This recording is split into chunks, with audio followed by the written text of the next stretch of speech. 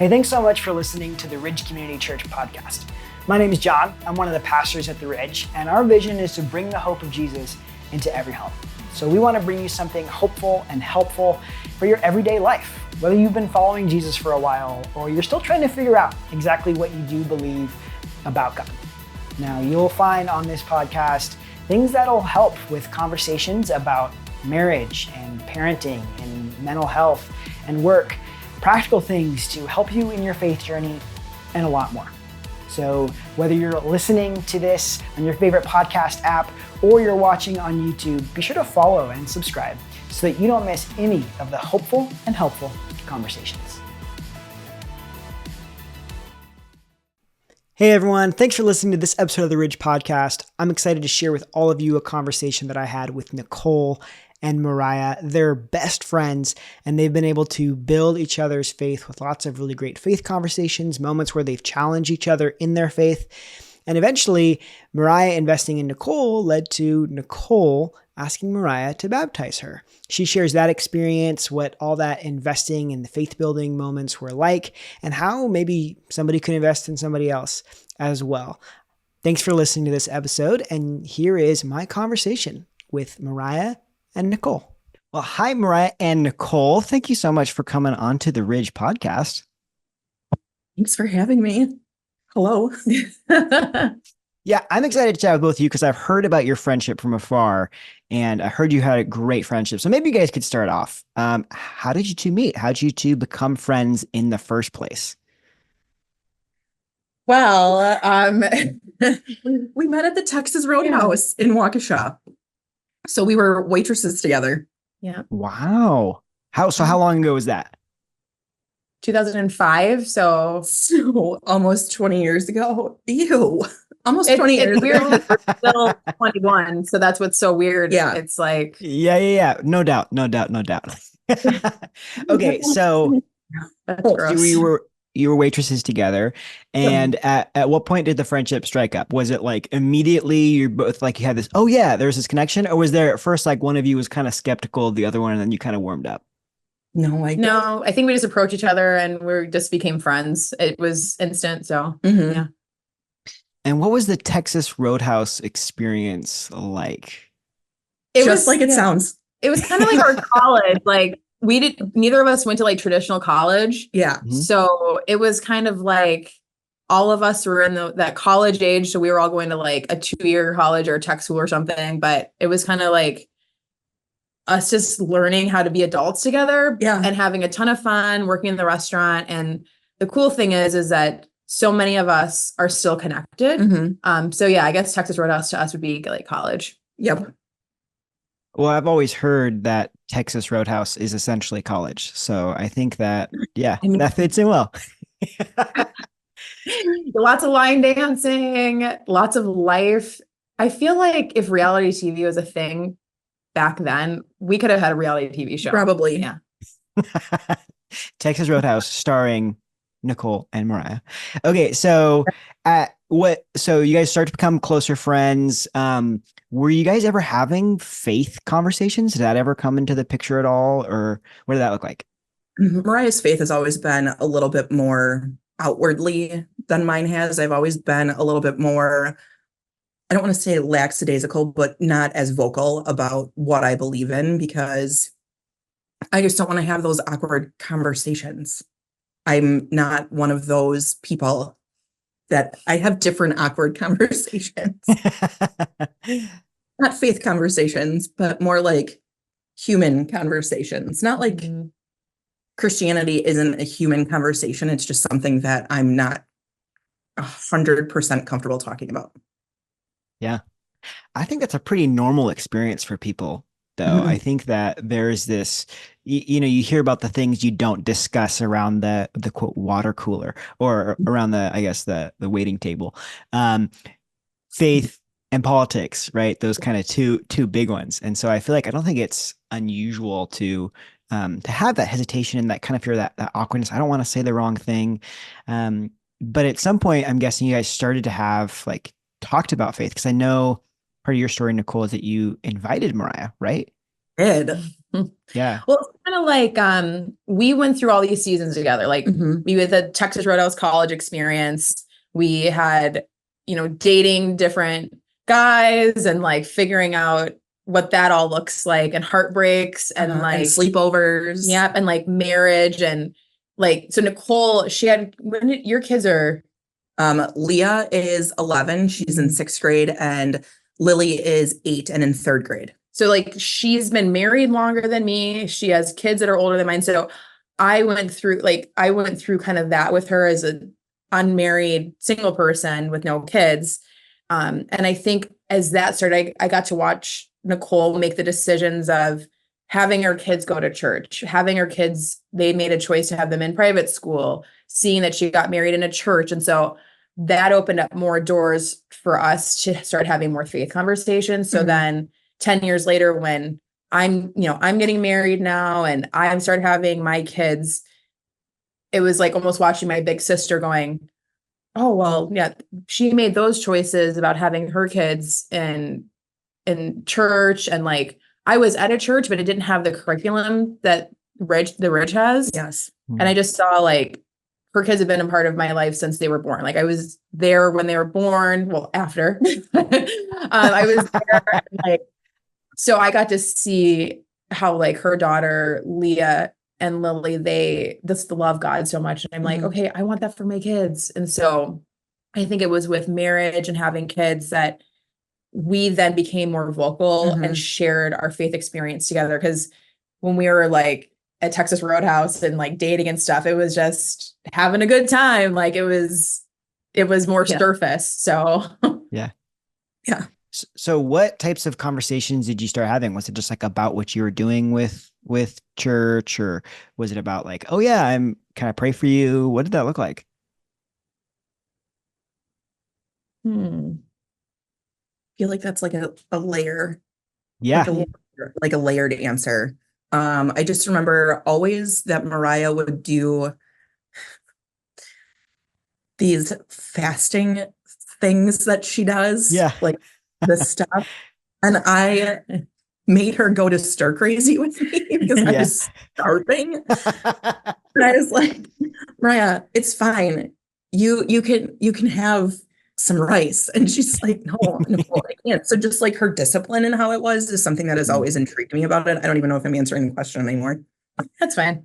But no, I think that's great, because I think what you're highlighting is, those were the things that stirred conversation. Right. So like sitting there eating my food in front of her while she's just sipping on water and she's looking at me, and I'm like, I don't understand why you're doing this to yourself. I don't understand why this is important to you, and I don't understand why this is something that's that. So while I'm shoveling food in my face, my friend's watching, she's answering like these faith questions and that type of stuff. Trust me, I was hungry. I'm sure you were. You're slightly delusional. Yeah. Yeah. So, and you can be honest with this, Nicole. Okay. Mariah will take it. What, as she's answering some of those faith questions and you're asking those things, what types of things were maybe helpful and like, intrigued you more and wanted to help you grow your own faith, versus what were the things that you're like, I ain't about that. I like food. So I'm not about starving myself. So I anything that involves food is not my jam. Okay. If you have to take this away, I'm not going. If you're going to make veggies, I'm not going to your house either. So that's probably one of the things that I took. I know that there is a reason behind it, and I now understand it. I will do something else. Yeah. I can't do that. So with Mariah, and like the things that were helpful was just always her poise. Mariah has this poise about her that makes you want to listen. So like anything, stop. Sorry. That's really nice. So like anything that you go to her with, you're having an argument, you're having a disagreement, you don't understand this. My daughter's not listening to me. Ben won't pick up the house. That's my husband, who also worked at Texas Roadhouse. Yeah. Leah's going to middle school. How do I navigate that? And yes, my kids are older than hers, but it's kind of like we lean on each other for everything. So with her faith and her poise and that kind of, she's just been all around helpful. There's not just one thing that's been helpful. It's been almost 20 years of everything. I can't look at a memory and go, oh, I wish Mariah was here, because she always was. I'm going to cry. That's really sweet, dude. Wow. Okay, so one, well done. That's awesome. What a cool picture of friendship and just being present for each other. So Mariah, was there anything that you did with and how you shared your faith to Nicole that you were like, okay, maybe these conversations are more helpful versus some other types of conversations weren't as helpful? And you just kind of realized as you were sharing, like, oh, maybe I shared that in a weird way, or I had the wrong perspective, and now I kind of understand things a little bit differently. That was maybe instead of helping Nicole and building her faith, it was actually harmful. Yeah, I would say becoming a mom like Nicole as a mom has helped me to have better faith conversations with her, because before I had kids, when you would have conversations with me about like your daughters or even like marriage, I was looking at it from like a 10,000 foot level, right? And it was more talking about like faith and, well, this is what the Bible says to do, but I didn't have that lived experience. So I feel like now I get to have conversations with you that are more relational. Like, no, I actually I get the struggle of making the right decisions for your kids, or I get the struggle of meeting your spouse halfway, or, fear that you have with making the right choices in your marriage. So I think now we have better conversations than we did before I could relate to you on that level. So it sounds like it's like a separator from having, hey, here is my textbook Bible answer for how all things should function in a perfect world. And it's like, oh, wait a minute. We don't. Real life exists, and kids exist with all sorts of craziness and messes. And oh, guess what? So-and-so's sick today and yelling at me and just will not pick up their room. And you're trying to talk about that. And it's like not necessarily helpful to have this cookie cutter, well, here's what you should do because I've heard of this said to me before, versus like coming alongside and being like truly actually hearing that out and like walking alongside it. Is that like the difference? I think so. Yeah. And I think it's more like we're able to connect more on the level of, like in Jody's message today, she was saying like, invite God into your coffee, invite God into your commute to work and to dropping off the kids. And like, I think that has really helped shape our faith conversations of finding ways to invite God in wherever you can, versus like, okay, well, this book says that you got to wake up at 6 a.m. and you got to do this or that. And it's understanding that God just wants to meet us where we're at. And I think how our relationship has evolved from surface level Texas Roadhouse to we go to church together and we have life together. That's been the evolution of it, of going, okay, we're actually inviting God into our friendship. And I don't think God was a part of our friendship before, but now he is. And I think our faith has allowed us to hold each other accountable as well, to that, like, okay, is that loving that person like Jesus, right? When we've had conflicts with other friends or relationships outside of us, the conversation isn't like, well, cut her off and whatever. It's more like, okay, how can we take the things that we've learned at church or the things that we've prayed about? How can I give you better advice than what comes natural, which is cut her off? Like, how can we love like Jesus?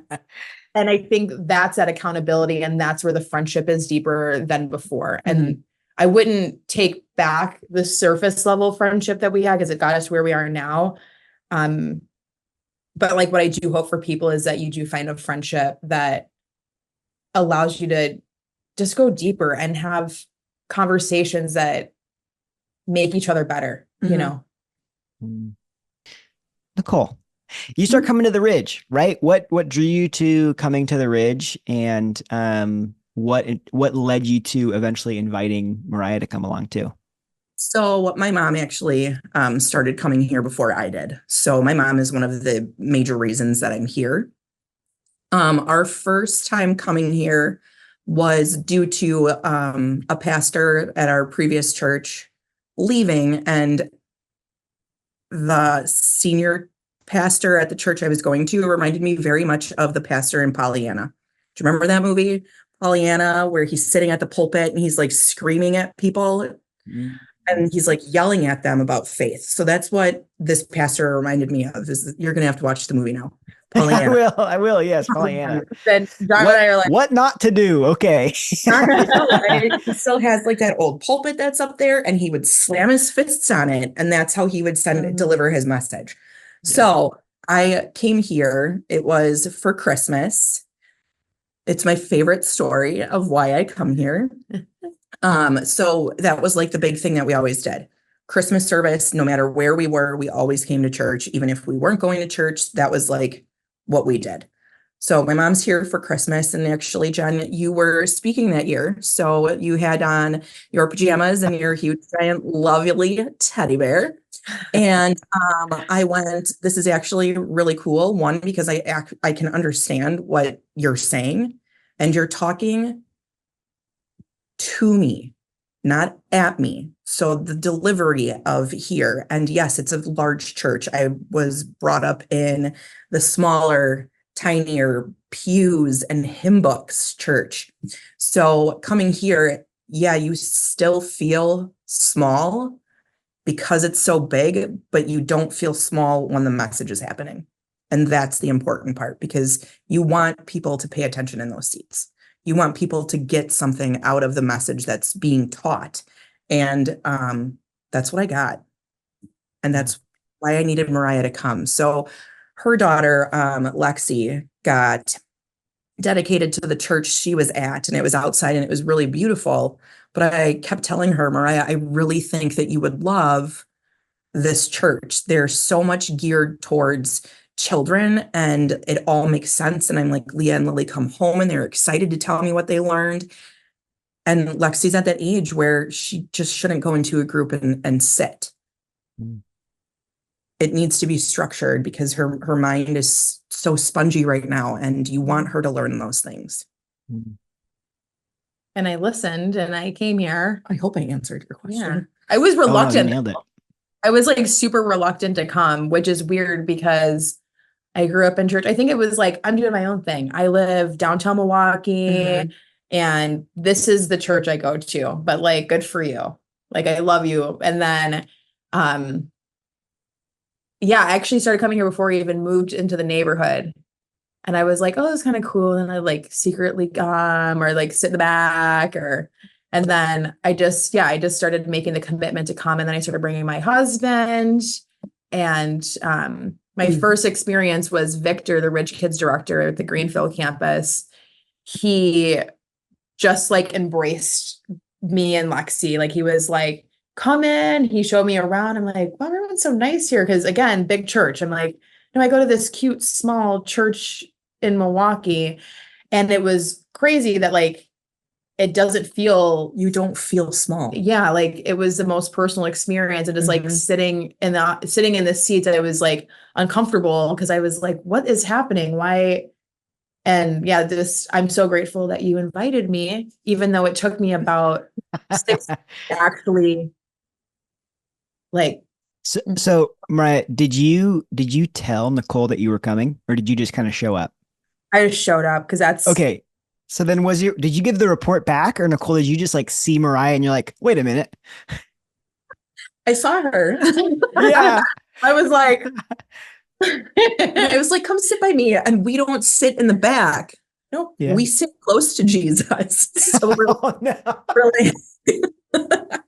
we're like 5 rows from the front, but we can't sit in the middle because the lights blind you. So you have to sit off to the side, but not too much to the side, because then you can't see anything.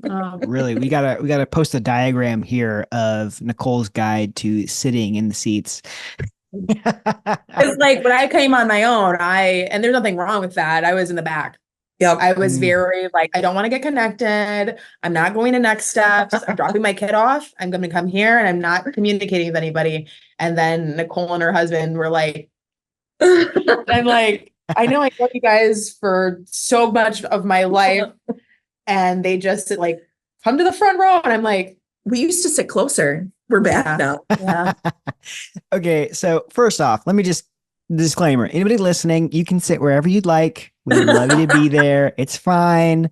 I'm curious. You both start going to get your so then you're like going together, right? Did that change the experience for either of you? Yeah. I mean, for me, I've always talked about God indirectly with people. It just comes up in advice. I'll say, can I pray? Or, like dabble in. And I feel like I so badly just wanted to have my own church experience. Like my husband didn't come to church with me. It was always such a solo experience for me. And like, I would feel sad, but I would be like at church by myself. And like to have Nicole push through my, like, I'm good, push through that and introduce community in for me. Cause I had like, I have a strong faith, but like I was missing the community piece and Nicole pushed through that. Even though you're my community, you became like a faith community. I don't know how to explain that, but yeah, I was like, I go to church, I'm by myself and boohoo, my spouse doesn't come with me and I'm in and out. And then it was like, you're like, you can come sit with me. Why don't you come sit with me? I don't know if you even asked me. It was, come on, we're going to go. We're sitting together. And then I make my husband get up. Yeah. And then I'm sitting next to my mother. It's my mom, myself, Mariah, and then my husband. So I'm not even sitting next to my husband anymore.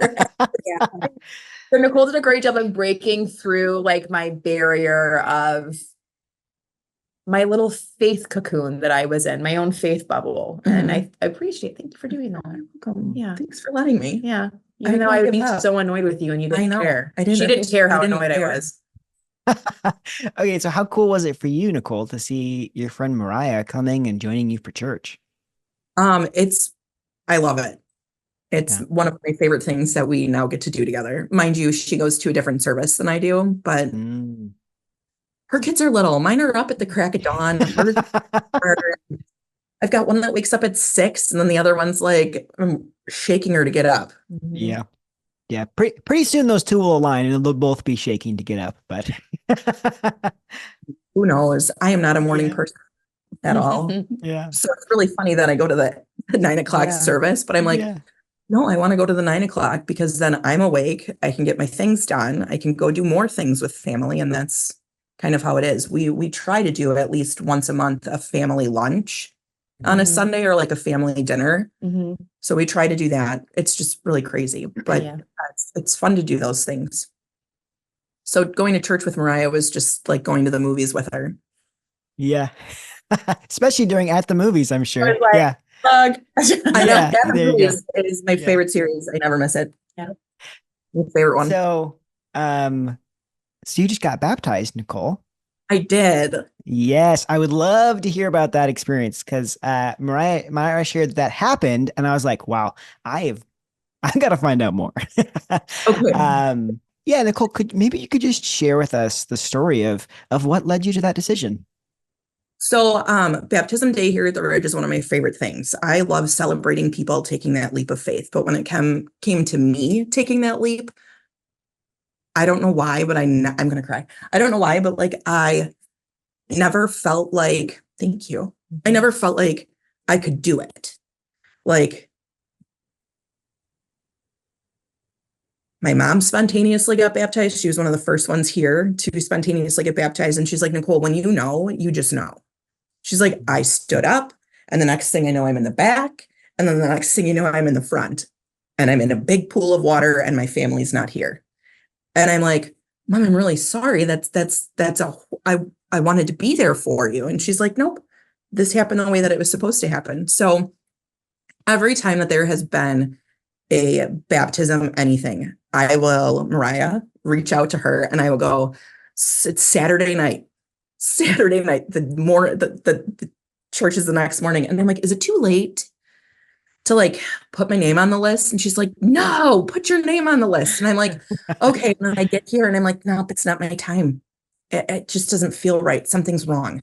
So this at the movies, we were watching the Jesus Revolution, which 10 out of 10 recommend. If you haven't watched the full movie, you need to do it. And in the opening credits, well, not even the credits, but when he's sitting down, Lonnie is sitting down at the table with Chuck, Pastor Chuck, and he's talking to him and he's like, there's a whole world of people searching for Jesus. I'm like, that's it. And I just sobbed. That whole experience at that movie, I just sobbed. And I'm like, this is it. This is it. It's people looking for something and people wanting something. And that's what I got up and I walked to the back, just sobbing. Like my mom's like, do you want me to come with you? And I'm like, no, Mom, no, I don't know what's happening right now. It's like an out of body experience. So I'm walking to the back and I see Mariah and I go, are you ready? And she's like, what? And I'm like, I'm going to do this. And she goes, wait, she's got her camera. She's ready to go. And I'm like, I'm going to get baptized. And she looks at me and she goes, are you serious? And I'm like now we're inaudible. Now there's just, I'm like snotting. She's holding me. She's shaking. Jody comes up to me. I'm like, Mariah, I need my kids. They need to see that. We had to find the kids. We're crying. It was the best day ever. It was the best day ever. And I think part of the reason that I wanted to do it, that won the movie, but my daughter Leah has been looking at me and she's like, Mom, I want to get baptized. So my 11-year-old wants to get baptized. And I'm like, oh, honey, we'll have to talk about it. And we need to do all these things. And we have to make sure this is right. And, like, am I doing the checklist? No, there is no checklist. Come as you are. Pajamas and a teddy bear and everything. Nice callback. Yeah, man, I gotta explain that at some point. We're like, what in the world are they talking about? Pajamas and a teddy bear? Before we do that, okay, so what was it about that moment? You see the scene, like you're feeling all the emotions. Was it like some idea clicked for you, or was it just like a feeling? It was a feeling. And when I got up there, I said, I'm good enough. It's not that like, I don't think I'm good. For some reason, I always feel like Christianity, you're supposed to be this perfect cookie cutter of like, I don't drink, I don't smoke, I didn't do this in my previous life, I didn't do this either, and I didn't check those boxes. So that's what I meant when I said, I'm good enough. So it was kind of just like him sitting there as like this outcasted hippie from like 1960. And he's like, no, God loves you. You come as you are. You don't need your shoes. And, and he's washing feet. And I'm like, this is it. I'm like, it just clicked. I'm rambling. No, I think that's such a helpful thing, because I think that's something that I've heard so many people share, is like this idea of, oh, I thought I had to have all my things figured out before I was good enough, almost like I'm good enough to follow Jesus. And it's like, but Jesus' whole message is that you don't have to be, and you're not going to be. It clicked in that movie. And I don't know why, but I'm so grateful that it played, because I probably wouldn't have been baptized, and Leah probably wouldn't have been spontaneously baptized that day either. So you're looking back on that moment. Do you feel like has there been any like shift for you? Do you feel like your faith is different now? How do you feel like that has impacted you? I almost feel more calm. Is that the way to describe, like calm? Like I'm more relaxed. Peace. Yes, I feel peaceful. I don't feel like if I take a left when I'm supposed to take a right, it's not going to be as crucial as I thought it was, because you can just take the other step and then you can get right back on track. Where I thought when you were baptized, you essentially needed to be perfect all the time. And you don't have to be. Yeah, I feel like there's just so much just freedom and hope and that in that Mhm. mindset. Cause it really is that like, I think peace is that's a great way of describing it. Cause I think you hit it nail on the head right there. Um, Mariah, okay. We've heard Nicole's rendition of the sobbing and Oh, it's your turn. a great impersonation of the voice you shared. Which I'm sure we can clip the audio for that and just kind of play it in loops here at the end. Uh, Sorry. you are you're seeing your friend and did you baptize her? Did she? Her daughter. Wow. Okay. So this is your friend, you who you have really just been growing together with. You invest in each other and you invest in her and her faith story. Uh, and you get to see her get baptized. You get to baptize her. What you got to share? What was that like?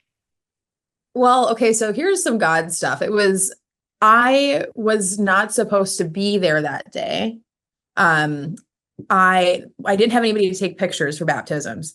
I was like, that's fine. Like, I love baptism Sunday. Like, I normally come to 10:30, but so I was there for both the 9 and 10:30 service, and I was taking pictures.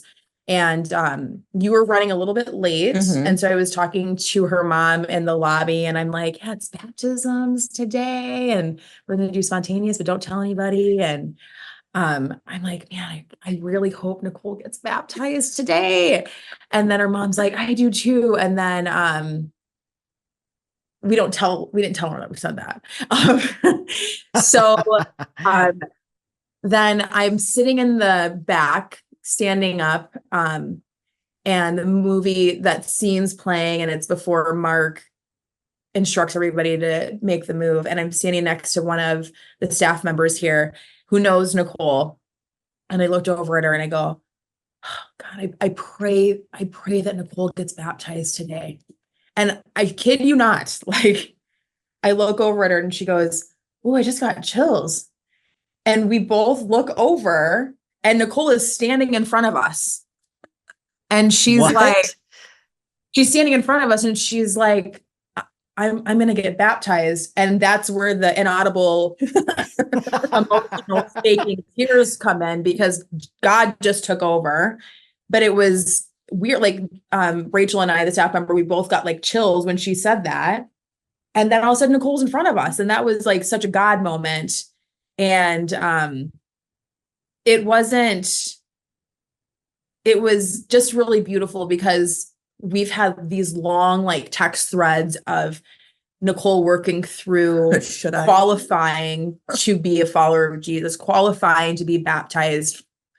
And just to see like that raw emotion and like, I just was overwhelmed. I was like loving you as one of my best friends and like knowing that you're taking that faith step was just huge. And then she was like, I need my kids. And I was like, yep. And we just went into action. But and then so I'm the photographer. So I get Nicole all set and she tells me to stop shaking. And I'm like, I can't. It's actually, you have a video, and I'm like, Yeah. Mariah, stop that picture that Mariah shared, where it was like my face and I'm laughing and I'm looking Yeah. at her in the bath. One, I couldn't see her because I can't see without my glasses, but I just felt this I was shaking the whole time. I'm like, Mariah, you can hear me, and I go, stop shaking. I was just so happy for you, but I had to put my camera down. So there's no professional like picture of it and then run over and baptize her. And then I thought you were going to baptize Leah. I was going to, but And then you guys wanted me to baptize her, which was like such an honor because Leah was my flower girl. And that's my girl. And like, yeah, it was just a really beautiful moment. And like, there's moments in life that I can remember, like, okay, I felt God here. I felt God speaking to me here. And like to have a God moment with like your best friend is wild. It was the coolest experience I've ever had.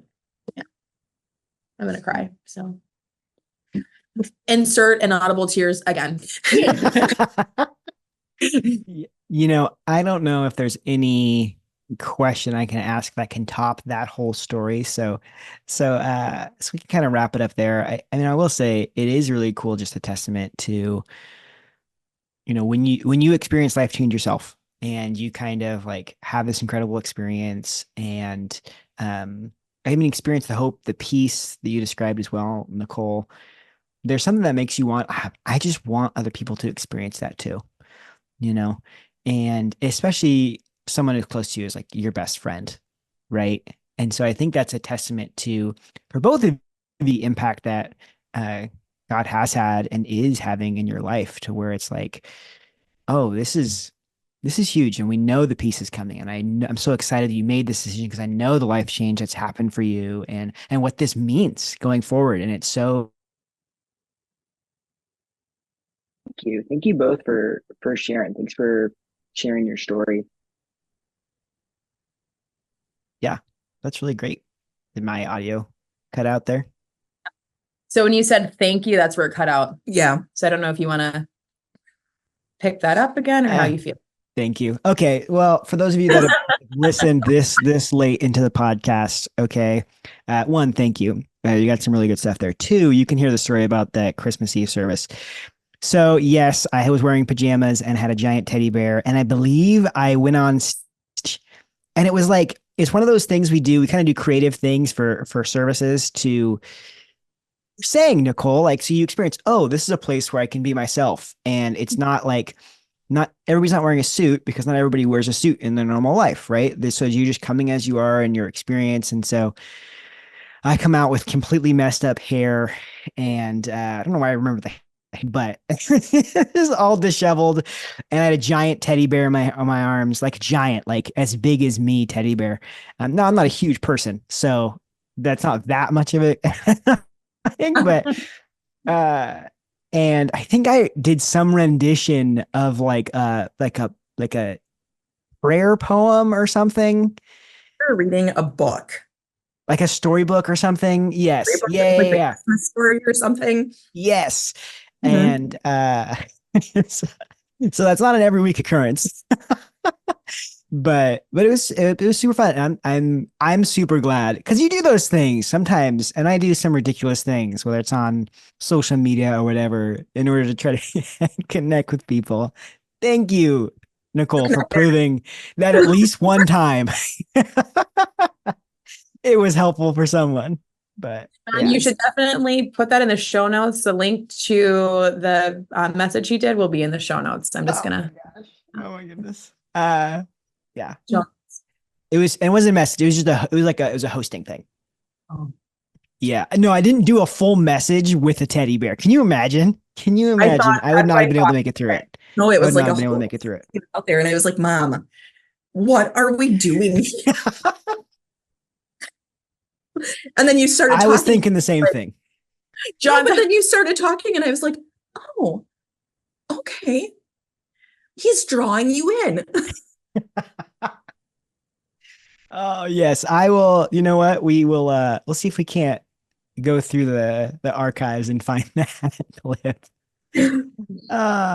Well, yeah, more people will come. Yeah.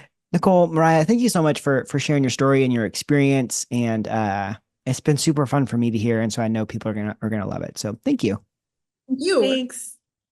Well, that was my conversation with Mariha and Nicole. And I think my biggest takeaway really is the power of being present with someone and being available throughout all seasons, where you can be a reliable person for them to have conversations about real life things, including what your real life faith looks like. So thanks for listening to this episode of the Ridge Podcast. You can find some resources and things like that if you'd like to invest in a friend in the show notes. And thanks for listening. Make sure you subscribe and follow if you're watching on YouTube, so that you don't miss any hopeful and helpful conversations.